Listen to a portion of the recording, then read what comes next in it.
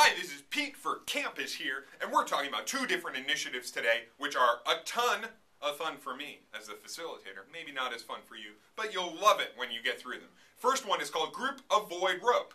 What it is that the other facilitator and I are going to be taking a giant jump rope and swinging it very slowly around in circles.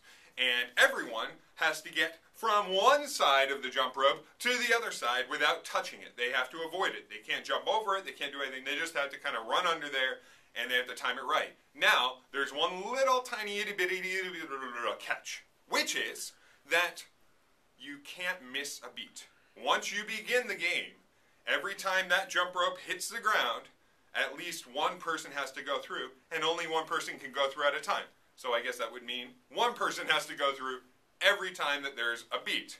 So beat, run, etc. Now if anyone messes up, we all have to go back to the beginning. Messes up means if you get touched by the rope or if you miss the beat or anything like that.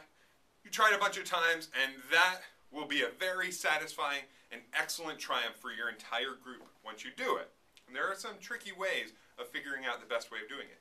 Now, the second bounce of that game is called Group Jump Rope, which you thought you were done when you got from one side to the other, but it turns out that we're making you go all the way back to the beginning and returning to the other side. But this time, you cannot avoid the rope. You have to, in fact, jump over it. Same rules apply. Can't touch the jump rope. Can't miss a beat once you begin.